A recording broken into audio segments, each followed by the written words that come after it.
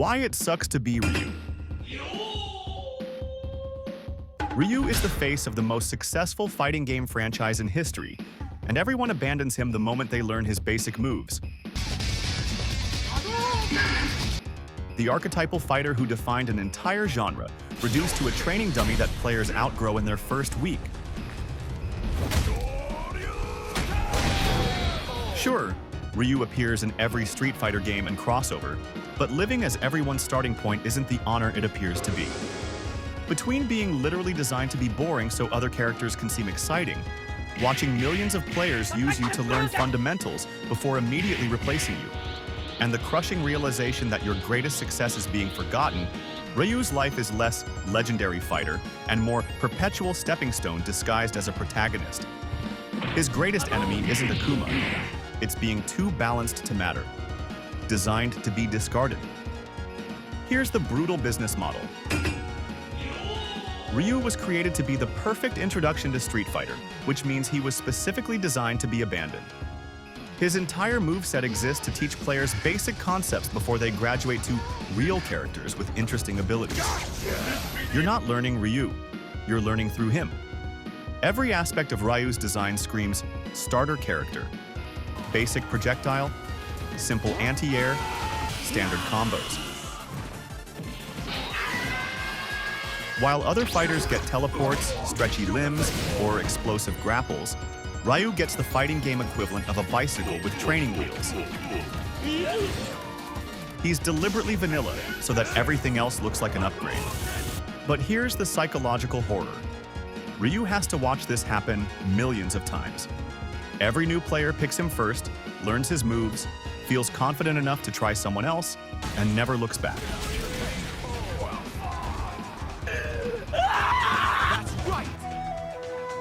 He's the most successful teacher in gaming history because his students always leave him behind. The community openly treats Ryu as the fundamentals character, code for boring but educational.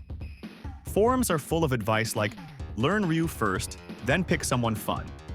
Even his supporters defend him by saying he's good for learning basics. Imagine being praised for being forgettable.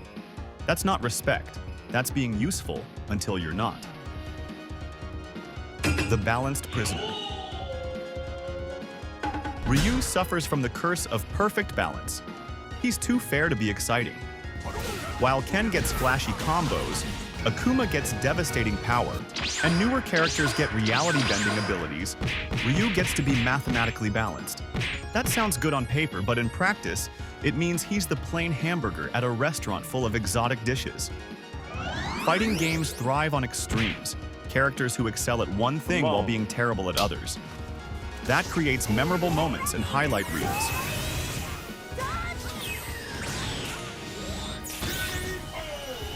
Ryu excels at nothing and sucks at nothing, which makes him the most forgettable character in his own franchise. He's competent in a game that rewards spectacular. The worst part? Capcom can't fix this without breaking what Ryu represents. He's the baseline that makes every other character's extremes possible. If they make him too interesting, he stops being the neutral standard. If they leave him alone, he stays boring. He's trapped in a design prison where the bars are made of his own success. Even his character development reflects this curse. While other fighters get revenge arcs, political intrigue, or supernatural transformations, Ryu gets self-improvement through training. He's literally too balanced to have interesting problems. His biggest internal conflict is resisting evil power, meaning his most dramatic storylines require him to become someone else. The icon nobody chooses. Here's the cruelest irony. Ryu is simultaneously the most recognizable and least selected character in Street Fighter. Everyone knows the white GI and red headband, but tournament data shows he's consistently among the least played characters. He's famous for being ignored.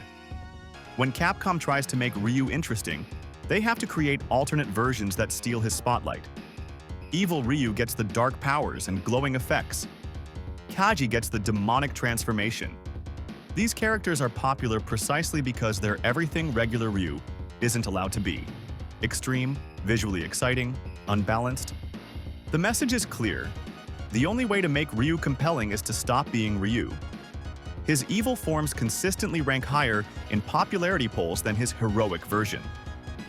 Players want the power, the visual flair, the interesting mechanics, everything that Ryu can't have because he needs to stay neutral. But perhaps the most devastating realization is that Ryu probably understands his role. He's intelligent enough to see pattern. Millions of students who learn from him and move on. Alternate versions of himself that get all the attention. Tournaments where he's present but not picked. He's the eternal teacher whose greatest success is watching his students leave him behind. The fighting game community treats him like a beloved grandfather, respected, appreciated, and visited exactly never. He's too important to remove but too boring to play. Conclusion. Living as Ryu means being too fundamental to be removed but too balanced to be chosen. Too important to the franchise to change but too boring to love. That iconic white GI hides a fighter who spent decades watching everyone use him as a stepping stone to characters they actually want to play. Ryu isn't Street Fighter's greatest hero. He's its most successful sacrifice, a character designed to be perfect at teaching others and terrible at keeping their attention. His balanced moveset ensures every other character can feel special by comparison, while he remains forever trapped in the role of the Forgotten Foundation. The most tragic part? Ryu's greatest strength, being the perfect baseline, is exactly what makes him invisible. He's essential to understanding Street Fighter, but impossible to get excited about, which means he'll spend eternity being appreciated in theory and abandoned in practice. Have you ever felt like people only value you for what you can teach them before moving on to something better? Click that like button and let us know which character you think is most trapped by their own usefulness. Subscribe to see why sometimes being the perfect teacher means never being the favorite student.